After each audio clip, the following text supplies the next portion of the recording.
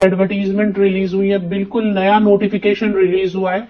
Officer post जैसा आप देख रहे हैं स्केल 1 ऑफिसर पोस्ट है और पोस्ट का नाम है, पद का नाम है एडमिनिस्ट्रेटिव ऑफिसर। सेंट्रल गवर्नमेंट की परमानेंट जॉब है, भारत सरकार की नौकरी है, स्थायी नौकरी है। 88,000 रुपए 88,000 rupees per month starting salary होने वाली है और सैलरी तो बढ़ेगी, पे स्केल बढ़ेगा क्योंकि ऑफिसर रैंक है। इसमें एप्लीकेशन ग्रेजुएट या पोस्ट ग्रेजुएट किसी भी विषय से किया है, किसी भी सब्जेक्ट, किसी भी डिपार्टमेंट डिसिप्लिन से, तो बिल्कुल एप्लीकेशन कर सकते हैं। अप्लाई फ्रॉम ऑल स्टेट, क्योंकि भारत सरकार की नौकरी है गवर्नमेंट ऑफ इंडिया की, तो all over India exam centres होंगे, ऑल ओवर इंडिया इसके जो ब्रांचेस होंगे ऑर्गेनाइजेशन की, वहां पर यूनिट्स होंगे जहां जहां, वहां आपको पोस्टिंग भी मिलती है। तो इसमें कोई प्रॉब्लम नहीं है, कोई रिस्ट्रिक्शन नहीं रहती है, आप सभी राज्यों से बिल्कुल इक्वली एप्लीकेशन कर सकते हैं। बाकी डिटेल एडवर्टीजमेंट रिलीज हो गई है डिटेल्ड, तो डिटेल्ड एडवर्टीजमेंट से सारी इंफॉर्मेशन जो हाईलाइट्स है वो कवर कर लेंगे।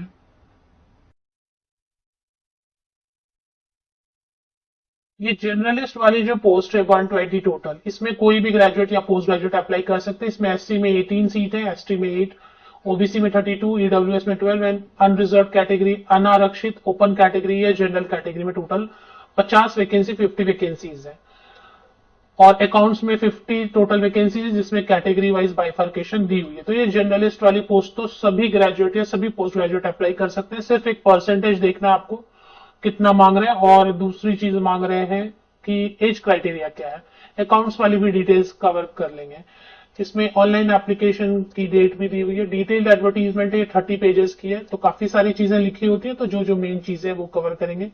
भारत सरकार की नौकरी है। Online registration and payment of application fee 10 सितंबर से लेकर 29 सितंबर तक शुरू हो जाएगा पोर्टल अप्लाई करने का। एंड इसमें 2 फेजेस रहेंगे। फेज 1 ऑनलाइन एग्जामिनेशन रहेगा, फेज 2 मतलब मल्टीपल चॉइस क्वेश्चंस रहेंगे, एंड फेज 2 में ऑब्जेक्टिव एंड डिस्क्रिप्टिव दोनों रहेगा। दोनों की डेट दे दी गई है, अक्टूबर में रहेगा फेज 1 एंड नवंबर में रहेगा, मिड में लगभग फेज 2। तो प्रीलिम्स होंगे और मेंस होंगे। जैसा नोटिफिकेशन जो रिलीज हुई है वो हर साल इससे वैकेंसीज आती है। मान लिया आप इस साल एलिजिबल नहीं होते तो आप वेट करें, क्योंकि एडमिनिस्ट्रेटिव ऑफिसर की पोस्ट है, तो अपॉर्चुनिटी मिस नहीं करनी चाहिए। The new India assurance company limited, इसके बारे में समझेंगे। ये गवर्नमेंट ऑफ इंडिया अंडरटेकिंग है। इसकी जो ओनरशिप है वो गवर्नमेंट ऑफ इंडिया भारत सरकार वित्त मंत्रालय के पास है। इसकी ओनरशिप गवर्नमेंट ऑफ इंडिया वित्त मंत्रालय फाइनेंस मिनिस्ट्री के अंतर्गत आता है। ये प्योरली गवर्नमेंट जॉब है। Recruitment of 170 administrative officer journalist and specialist. तो जर्नलिस्ट में तो कोई भी करेंगे, वो क्वालिफिकेशन चेक कर लेते हैं, एंड स्पेशलिस्ट में अकाउंट्स है ना, तो वो भी चेक करते हैं। तो सबसे पहले क्वालिफिकेशन एंड एज क्राइटेरिया समझेंगे। ऑनलाइन एप्लीकेशन करनी है। प्रोबेशन पीरियड रहेगा, वो तो रहता ही है, 1 साल का प्रोबेशन पीरियड रहता है for a period of 1 year. और अगर लगता है कि प्रोबेशन पीरियड या ट्रेनिंग पीरियड में सही नहीं जा रहा है तो उसको बढ़ाते, प्रोबेशन पीरियड को बढ़ा देते हैं। बेसिक पे ही है 50,925 की, अच्छी बेसिक पे है। तो 88,000 rupees per month in metropolitan cities देंगे। अब मेट्रोपॉलिटन सिटीज में एचआरए सबसे ज्यादा रहता है, हाईएस्ट रहता है मेट्रो सिटी में 88,000। उस हिसाब से बहुत ज्यादा सैलरी नहीं दे रहे हैं, क्योंकि अगर ऑफिसर पोस्ट है, लेकिन बढ़ेगी सैलरी। इसके अलावा बहुत सारे मल्टीपल बेनिफिट्स दे रहे हैं ये। ग्रेचुटी है, LTS, medical benefit, group personal accident insurance वगैरह की फैसिलिटी एक्स्ट्रा में आपको मिलेगा। अभी पेंशन सिस्टम तो बदलता रहता है, अभी कौन सा पेंशन सिस्टम लगाएंगे। चलिए, एज की क्राइटेरिया, एजुकेशनल क्वालिफिकेशन। तो यहाँ पे एजुकेशनल क्वालिफिकेशन 1 सितंबर 2024 कट ऑफ डेट दी हुई, इस डेट तक कंप्लीट हो चुकी होनी चाहिए। तो जर्नलिस्ट वाली पोस्ट के लिए पहले देखेंगे। A candidate must possess the minimum qualification, must possess मतलब इतना तो हो चुका होना चाहिए आपकी 1 सितंबर की डेट से कंप्लीट। ग्रेजुएट या फिर पोस्ट ग्रेजुएट, कोई भी चलेगा, ग्रेजुएट है या post graduate in any discipline, कोई भी सब्जेक्ट, कुछ भी डिसिप्लिन हो,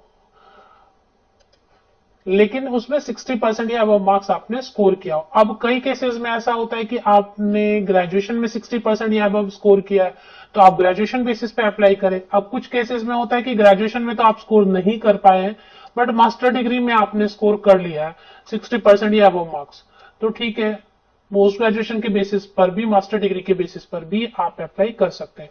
तो कहने का मतलब एनी ग्रेजुएट या any post graduate who has scored 60% और अबव मार्क्स इन इधर ऑफ द डिग्री, किसी एक में भी, आइदर इन ग्रेजुएशन और इन पोस्ट ग्रेजुएशन, तो आप अप्लाई कर सकते हैं।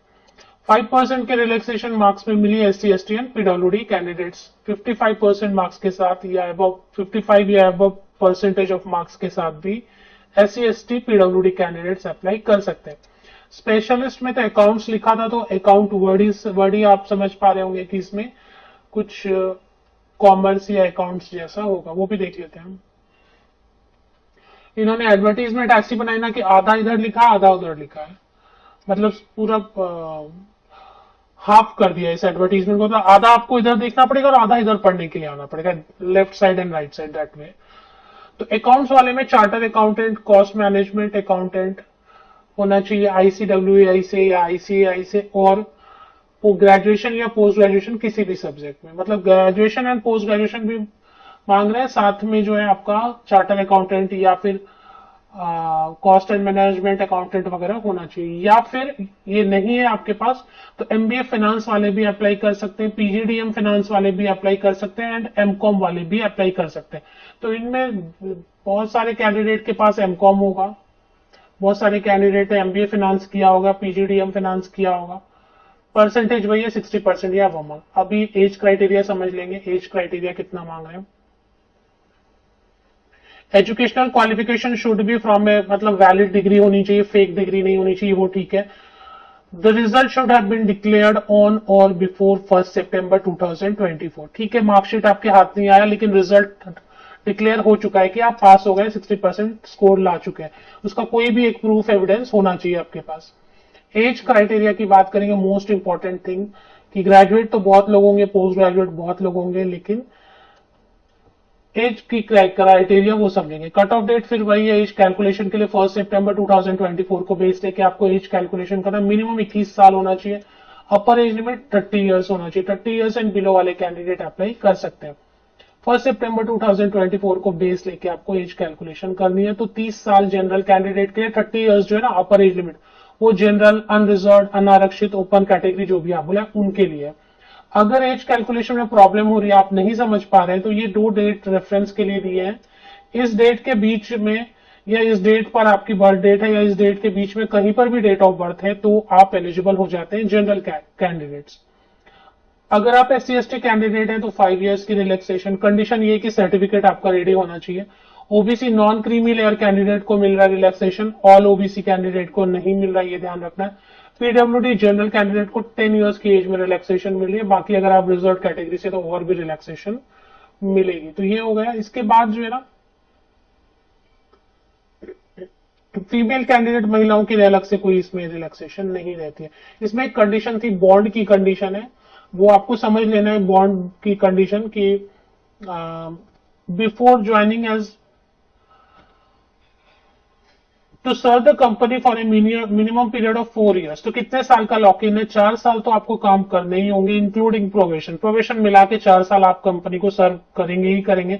अगर आप नहीं करते हैं, आप बीच में छोड़ देते हैं 4 साल के पहले, तो आप पूरा जो 1 ईयर का ग्रॉस सैलरी है वो आपको उनको रिटर्न करना पड़ेगा एज गारंटी बॉन्ड। तो ये आपको एक कंडीशन समझ लेना है कि 4 साल के पहले छोड़ना मुश्किल रहेगा।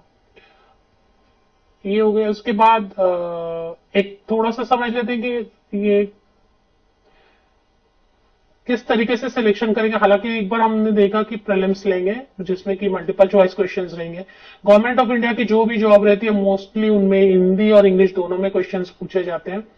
ईडब्ल्यूएस के लिए जो टोटल इनकम है, वो ईडब्ल्यूएस का सर्टिफिकेट जो बनवाते हैं उनको पता रहता है कि क्या कैसे बनता है, तो वो तो आप देख लें। तो सिलेक्शन प्रोसेस में पहले प्रीलिम्स एग्जाम होगा, 100 मार्क्स का क्वेश्चन रहेगा। 3 सेक्शंस होंगे, उसमें लैंग्वेज होगा, रीजनिंग एबिलिटी, क्वांटिटेटिव एप्टीट्यूड होगा। तो इंग्लिश में पूछेंगे, बाकी बाइलिंग वाले इंग्लिश हिंदी दोनों में पूछेंगे। टाइम आपको बताया हुआ है। एंड ये नेगेटिव मार्किंग के बारे में अभी फिलहाल यहां तो नहीं दिख रहा है, तो आगे देखते हैं। फिर मेन एग्जाम होगा 200 मार्क्स का, ऑब्जेक्टिव क्वेश्चंस एंड डिस्क्रिप्टिव आपको 30 मार्क्स का रहेगा। एंड डिस्क्रिप्टिव भी आपको कंप्यूटर पर ही टाइप करना होगा, आंसर आपको ऐसे लिख के नहीं मिलेगा। इसके लिए आपको जो है ना टाइम वगैरह 2.5 घंटे और ऐसे मिल रहे हैं, वो टाइम तो ठीक है। तो इसमें क्या पूछ रहे हैं, स्पेशलिस्ट वाला नहीं, जनरलिस्ट में क्या पूछ रहे हैं, reasoning, English, general awareness and quantitative aptitude. अब आप किसी भी स्ट्रीम से, आपने सपोज म्यूजिक से भी तैयारी की है पर आपको लग रहा है कि हाँ आपको अच्छी जॉब चाहिए, तो ये जनरल अवेयरनेस, रीजनिंग, क्वांटिटेटिव, ये सब आपको वैसे भी प्रिपेयर कर लेना चाहिए। इंग्लिश और हिंदी दोनों में क्वेश्चंस रहेंगे। और डिस्क्रिप्टिव में एसे लिखना रहेगा, लेटर राइटिंग रहेगा, एसे रहेगा, 10 मार्क का लेटर राइटिंग एंड 20 मार्क का एसे रहेगा। इंग्लिश में रहेगा तो उसमें अब हिंदी आपको उसमें बाइलिंगुअल नहीं मिलेगा। यहाँ एक चीज मुझे नेगेटिव मार्किंग अभी तक दिखाई नहीं दी है, तो नेगेटिव मार्किंग दिख तो नहीं रहा है, तो सर्च कर लें एक फाइनली अगर आप बहुत इंटरेस्टेड हैं तो। और each candidate will be required to obtain a minimum score for each section objective test separately। तो जितना भी सेक्शन है ना, सभी सेक्शन में आपको अलग अलग पास होना होगा, एंड इंटरव्यू भी होगा। तो प्रीलिम्स हो गया, मेंस हो गया। हाँ, पेनाल्टी अभी यहाँ पे मेंशन किया हुआ है। There will be penalty for wrong answer marked in each objective test, each question for which a wrong answer has been 1/4 marks, मतलब 1/4 मार्क्स जो है कटेगा। तो 1 मार्क का सिर्फ डिस्क्रिप्टिव में तो नहीं कटेगा ना, पेनाल्टी किसके लिए रहता है, एमसीक्यूज के लिए, मल्टीपल चॉइस क्वेश्चन, वस्तुनिष्ठ प्रश्न के लिए। तो एक क्वेश्चन पे 1/4 मार्क्स कटेगा, मतलब आप ऐसे समझ सकते हैं कि 4 गलत आंसर, 4 रॉन्ग आंसर्स के लिए 1 मार्क कट जाएंगे। फेज 3 इंटरव्यू होगा, इंटरव्यू में जो भी फाइनली शॉर्टलिस्ट होंगे फेज 2 में, वो फिर इंटरव्यू के लिए बुलाए जाएंगे। तो 3 आपका मतलब क्राइटेरिया हो गया, 4 हो गया, एक डॉक्यूमेंट भी रेडी रखना होता है हर कुछ, document verification is the last one. तो ये एडवर्टीजमेंट आप कैसे देख सकते हैं, अभी तो स्टार्ट हुई नहीं है, 10 सितंबर तक आप वेट करेंगे, 10 सितंबर को शुरू हो जाएगा। सबसे पहले आपको चले आना है इसकी ऑफिशियल वेबसाइट पर, चले आना है आपको, the new India assurance corporation limited, the new India assurance company limited के ऑफिशियल वेबसाइट पर आप आएंगे और आपको यहीं पर कहीं पर रिक्रूटमेंट सेक्शन मिल जाएगा। तो उससे आप लिंक विकिपीडिया से भी ले सकते हैं, नहीं तो मेरे इसी यूट्यूब वीडियो के डिस्क्रिप्शन बॉक्स को चेक करेंगे तो भी आपको लिंक मिल जाएगी। इसमें बहुत सारे लिंक्स दिए हुए छोटे छोटे, उसमें से कहीं ना कहीं आपको रिक्रूटमेंट जो है ना मिलने वाली है। मुझे यहाँ पे एक रिक्रूटमेंट दिख रहा है, इस पर क्लिक करके देख लेते हैं। यहाँ पर एक बार क्लिक करके देखते हैं, सबसे नीचे पेज भी बहुत स्लो ओपन हो रही है। तो यहीं पर है, रिक्रूटमेंट में आप करेंगे तो अभी फिलहाल जो है ना इसमें नहीं है, इसमें अपडेट नहीं आई, वे दूसरा सेक्शन चेक करते हैं।